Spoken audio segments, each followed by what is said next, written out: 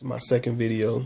I had seen some things on online that I kind of wanted to talk about and address. This whole Black Lives Matter movement and just the recoil and the whole conversation that it's kind of sparking is great. I think it's fabulous. I think the debate is awesome. I think that people need to be having this conversation. I think you need to understand the pros and the cons of both sides. I think in that there's a resolution.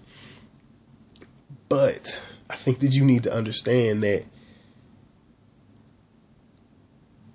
in essence, if you're not black, your opinion really is just your opinion, because you're not the one that has to execute whatever resolution is decided.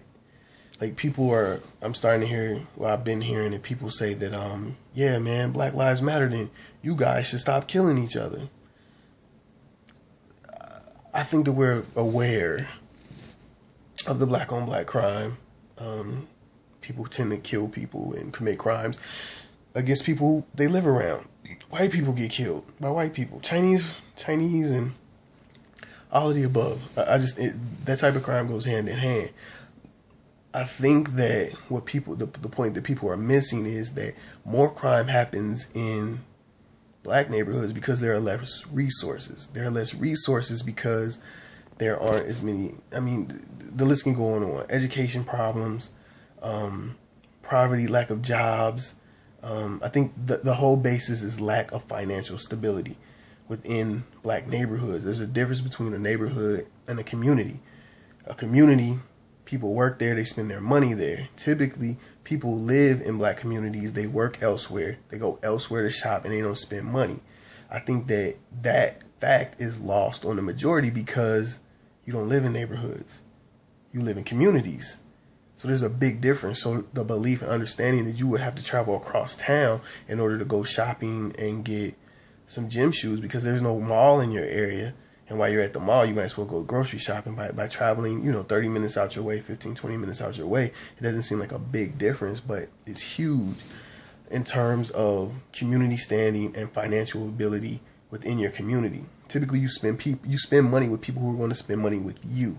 Because there aren't very many businesses in the black community, there's no place to spend that money. So typically the dollar circulates not very often. It circulates, I think it was like for one day, or maybe, no, it's a matter of hours. I don't have the exact numbers, but it circulates for a number of hours before it leaves out. In the more affluent and financially stable neighborhoods, it can circulate for up to 3 to 4 weeks. That's awesome. That's great. And that's exactly what I think that we need to be shooting for as an African American, as, a black man, and just in terms of community. That's what we need to be shooting for. And I think that what you're missing is you're more focused on the fact that we're saying this particular culture, this particular subgroup matters because the problems that plague your community don't affect you the same way as the problems that are plaguing ours. We're a smaller population. So what that means is that if police are killing us, are killing black men, unarmed black men, then it matters more to the population. Not in general, not saying that you losing your son or daughter matters any less, but it matters in terms of the population.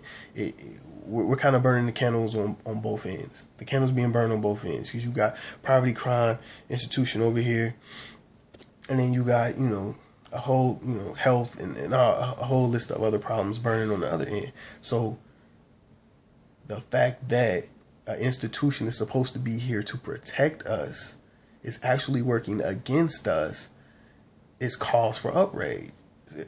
Like, we should be outraged and we should be revolting against it. And it's so funny that the majority is against this when these are the principles that America was built on.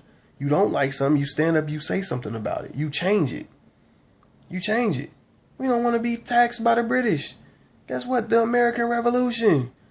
Guess what? The South is making more money than the North off of free slave labor. Guess what? We want to end